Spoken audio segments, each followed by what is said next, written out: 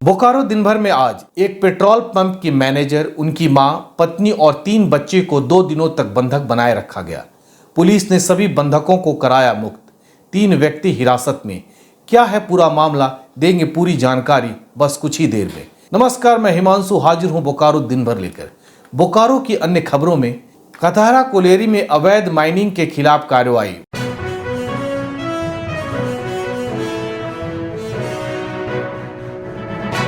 बोकारो के सेक्टर 12 थाना क्षेत्र के एक सरकारी स्कूल में चोरी।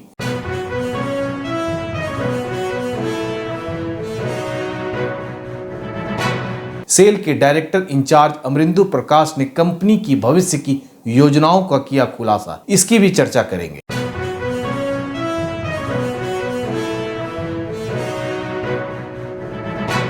जातिगत जनगणना की मांग को लेकर धरना, खबरों में यह भी होगी।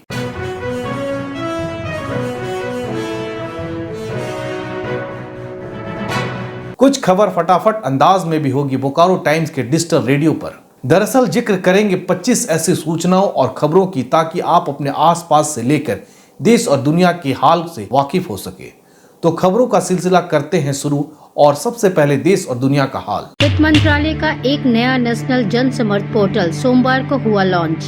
अब भारत सरकार की मुद्रा लोन, स्टार्टअप, कृषि या एजुकेशन लोन से जुड़ी 13 महत्वपूर्ण क्रेडिट लिंक्ड गारंटी स्कीम से जुड़ी अहम जानकारी छात्र, युवा, किसान, व्यापारी और कारोबारी एक ही सरकारी पोर्टल पर हासिल कर सकते हैं। साल 2006 के वाराणसी सीरियल ब्लास्ट मामले में दोषी आतंकी वलीउल्लाह को गाजियाबाद की एक अदालत ने फांसी की सजा सुनाई। केरल के 2 स्टूडेंट्स में मिला नोरो वायरस इन्फेक्शन। दस्त, उल्टी और पेट दर्द होने पर कराया था टेस्ट। अत्यधिक संक्रामक नोरो वायरस उल्टी और दस्त का कारण बनता है। भारत में पिछले 24 घंटों में कोरोना के 4,518 नए मामले, 9 कोरोना पीड़ितों की मौत। सोने की कीमत 110 रुपए प्रति 10 ग्राम बढ़ी, तो वहीं चांदी की कीमत 700 रुपए प्रति किलोग्राम बढ़ी। सप्ताह के पहले दिन सेंसेक्स 93 अंक और निफ्टी 14 अंक गिरकर हुआ बंद। अब एक नजर आपके राज्य झारखंड की 3 बड़ी खबरों पर। झारखंड के मुख्यमंत्री हेमंत सोरेन सोमवार को थोड़ी देर देवघर में आयोजित मुख्यमंत्री रोजगार सृजन योजना कार्यक्रम में लाभुकों के बीच ऋण का वितरण किया। धनबाद के एक सब इंस्पेक्टर को सोमवार को धनबाद एंटी करप्शन ब्यूरो की टीम ने 15,000 रुपए घूस लेते रंगे हाथ किया गिरफ्तार। राजद सुप्रीमो लालू प्रसाद यादव सोमवार को पलामू पहुंचे।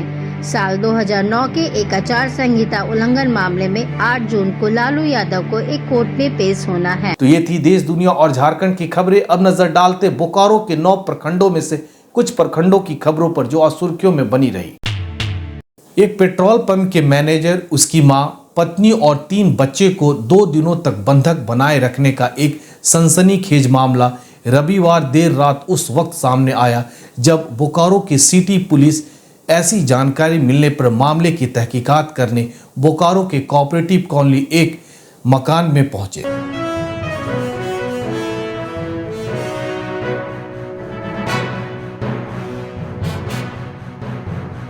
घर में हुआ था, मेरा बेटा इसका पेट्रोल पंप चला रहा था और कल मार दिया मेरा बेटा। एक बेटा है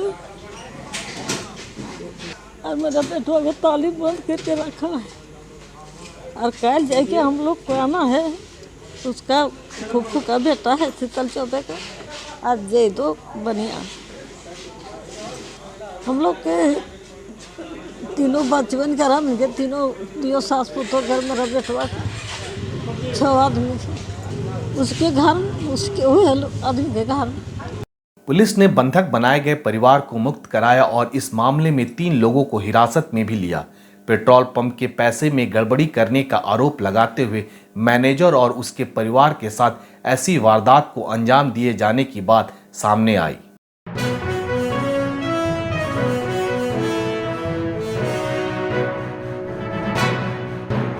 नंबर 183 कोऑपरेटिव कॉलोनी में पता चला था एक औरत, उसके 3 बच्चे और उसकी सास और उसके पति को 3 दिन से बंधक बना करके रखा गया था। तो उस सूचना पर पुलिस वहां पर इंक्वायरी करने के लिए गए थे, तो सूचना का सत्यापन करने पर सही बात पाया गया। छानबीन में पता चला है कि लक्ष्मण ठाकुर जिसको बंधक बना करके रखा था, ये शीतल समीर चौबे के पेट्रोल पंप जो उसका कथारा BTPS रोड में है, वहाँ पर वो काम करता था मैनेजर का। और उसको हिसाब किताब को लेकर के धोखे से जो सो बुला करके यहाँ पर रखा गया था। और जब उसकी पत्नी को पता चला तो वो भी खोजते हुए पहुंची यहाँ पर अपने बच्चों के साथ, अपनी सास के साथ, तो उसको भी जो सो बंधक बना करके यहाँ पर रखा गया। पूछताछ में ये भी पता चला कि रात में दारू वगैरह पी करके उसकी पत्नी के साथ इन लोगों के द्वारा जबरदस्ती करने का प्रयास भी किया गया। और आज जब सूचना मिली तो समय रहते पुलिस वहाँ पर पहुँच करके इन लोग को छुड़ा करके लाई है। और साथ में शीतल समीर चौबे, अमन चौबे और जयदेव नाम के व्यक्ति को भी उठा करके लाया गया है। ये लोग बताएं कि 3 तारीख से इन लोग को वहाँ पर बंधक बना करके रखा। कारण जैसा कि अभी हम बताए हैं, ये लक्ष्मण ठाकुर उसके पेट्रोल पंप में मैनेजर का काम करते थे, तो कुछ हिसाब किताब का मामला जैसे बताया है। लेकिन ये लोग उन लोग के साथ ज़बरदस्ती कुछ करना चाहते थे, कुछ ज़बरदस्ती डॉक्यूमेंट बनवाना चाहते थे, उस पर दबाव बनाकर पुलिस जो प्राथमिकी दर्ज करके जो कानूनी कार्रवाई होती है वो करेंगे। के बेरमो अनुमंडल स्थित सीसीएल कथारा क्षेत्र के कथारा कोलेरी परियोजना पदाधिकारी नवल किशोर दुबे के नेतृत्व में अवैध माइनिंग के खिलाफ कार्रवाई में बुलडोजर चलाकर अवैध सुरंग सहित रास्ते को ध्वस्त किया गया।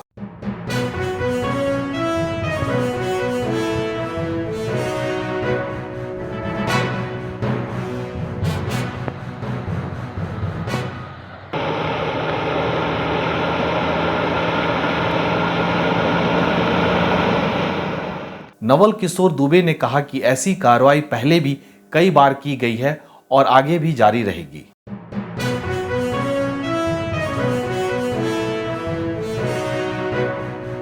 इलीगल माइनिंग का डिमोलिशन एक रेगुलर फेनोमेनन है जो कि हम लोग बीच बीच में करते हैं। और उन लोग इतने ढीठ हैं कि बिना किसी डर भय के वो लोग काम शुरू कर देते हैं। प्रशासन को कई बार हम लोग लिख के भी दिए हुए हैं, प्रशासन मदद भी करती है, लेकिन ये काम हम लोग को जैसे ही संज्ञान में आता है, फिर काम शुरू किया है, हम लोग उस पर कार्रवाई शुरू कर देते हैं। उसी की एक अगली कड़ी के रूप में ये आप देख रहे हैं कि आज जो इतना बड़ा अभियान चलाया गया है डिमोलिशन का काम, इसी का एक अंग है। बोकारो के सेक्टर 12 थाना क्षेत्र के पंचानन राजबाला +2 उच्च विद्यालय सतनपुर का ताला तोड़ रविवार रात चोरों ने हजारों रुपए का सामान चुरा लिया।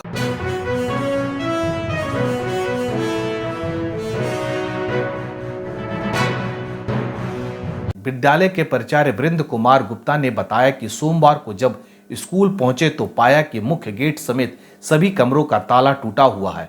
जब लाइब्रेरी में देखा तो बच्चों के लिए स्टेशनरी के सामान समेत समरसेबल का स्टार्टर भी गायब है। घटना की सूचना पुलिस को दे दी गई। पैड मशीन था, उससे कनेक्टेड था। इसके बाद बाल्टी था 8 ठो, ले गया है, और एक कार्टून पैड था बच्चियों को देने के लिए। घटना घटी है कि कल अभी सुबह आए हैं हम लोग, तो देखे हैं कि यहाँ ताला नहीं है। फिर खोल के देखे हैं तो दोनों लाइब्रेरी का भी ताला टूटा हुआ है, ताला नहीं है। ये गेट का अंदर और बाहर दोनों ताला नहीं है। जब खोल के देखे तो सबमर्सिबल का जो स्टार्टर है वो नहीं है। इस लाइब्रेरी में मेरा रखा हुआ है सैनिटरी पैड बच्चियों के लिए, वो मशीन गायब है। और एक कार्टून सैनिटरी पैड था बच्चियों के लिए, वो गायब है। और ये बाल्टी 8 गो था मग के साथ।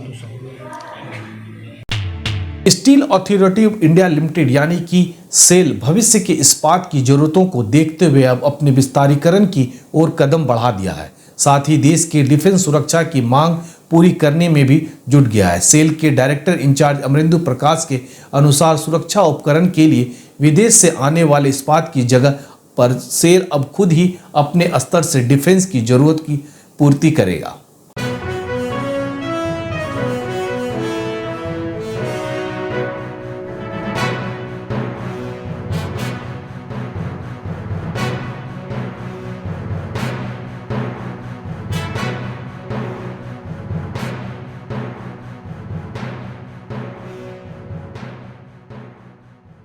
सेल खास तरह का इस्पात विकसित करने में जुट गया है।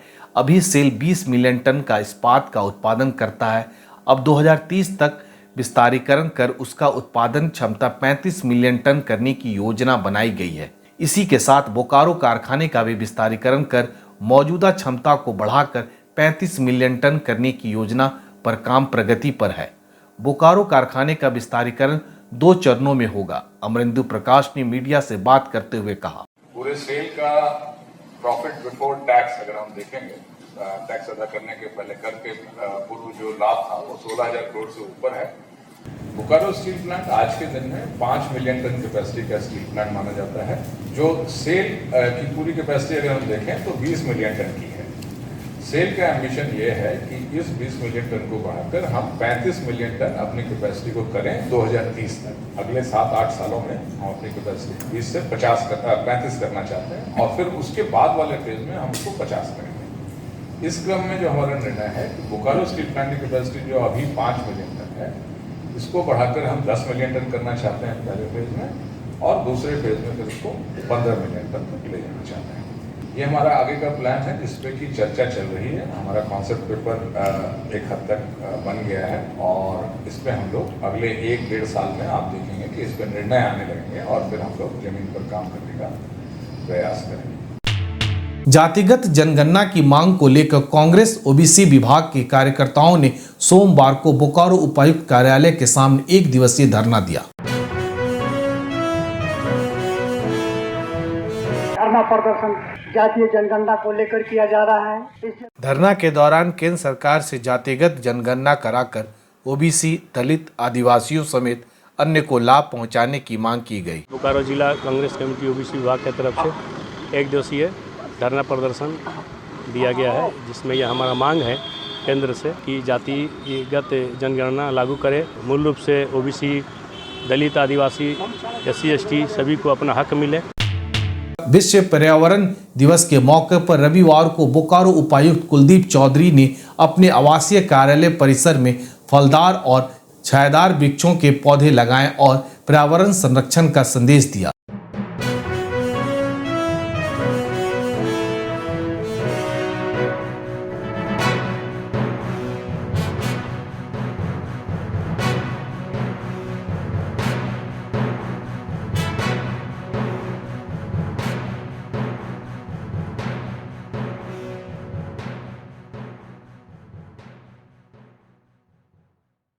उपायुक्त ने कहा कि शुद्ध वायु और शुद्ध जल आने वाली पीढ़ी का मौलिक अधिकार है।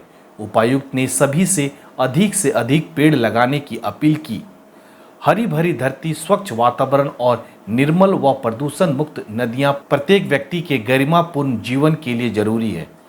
इसी उद्देश्य से विश्व पर्यावरण दिवस के अवसर पर अनुमंडल पदाधिकारी चास दिलीप प्रताप सिंह शेखावत ने अनुमंडल कार्यालय चास परिसर और आवासीय कार्यालय में वृक्ष लगाए। इस मौके पर सिविल सर्जन डॉक्टर AB प्रसाद की अध्यक्षता में एक साइकिल रैली पत्थरकट्टा से होकर बोकारो हवाई अड्डा तक निकाली गई। साइकिल रैली के साथ पौधारोपण और पौधे वितरण कार्यक्रम का आयोजन भी किया गया। अब जिले के प्रखंडों से 10 खबरें फटाफट अंदाज में बोकारो टाइम्स के डिजिटल रेडियो पर। जुलाई 2022 से बोकारो सदर अस्पताल में लाल कार्डधारी मरीजों को MRI की सुविधा मुफ्त मिलने की संभावना है। भारतीय इस्पात कर्मचारी संघ का आंतरिक चुनाव 10 जुलाई को।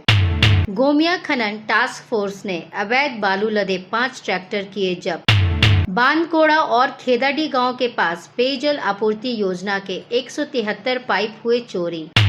दिसोम जाहिरगढ़ सेक्टर 4 में दिसोम जाहिर सेवा ट्रस्ट का पुनर्गठन किया गया। पेटरवार जगजीवन जी महाराज चक्षु चिकित्सालय परिसर में 14 दिव्यांगों को दी गई निःशुल्क ट्राईसाइकिल। बालीडी कुंडोरी बस्ती में बाल अधिकार संरक्षण ने चलाया जागरूकता अभियान। बोकारो होकर जाने वाली हावड़ा रांची एक्सप्रेस का 2 दिनों तक परिचालन बोकारो से नहीं होगा। अवैध खनन और ढुलाई पर लगाई जाएगी नकेल। चंद्रपुरा में 2 जगह सोमवार से चेक नाका लगा। गोमिया प्रखंड के ललपनिया में जंगली हाथियों से दहशत का माहौल।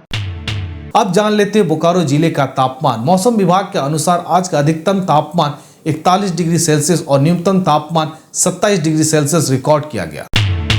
आप अपने आसपास की घटनाएं और समस्याओं को हमें व्हाट्सएप कर सकते हैं। हमारा व्हाट्सएप नंबर है 9334210302। इसी तरह बोकारो की तमाम खबरों को जानने के लिए आप हमारे चैनल बोकारो टाइम्स को लाइक कीजिए, सब्सक्राइब कीजिए और शेयर कीजिए। फिर मिलेंगे बोकारो दिन भर में सोमवार से शुक्रवार। तब तक के लिए नमस्कार। बने रहें thetimes media.com पर। आप हमें फेसबुक और यूट्यूब पर भी देख सकते हैं।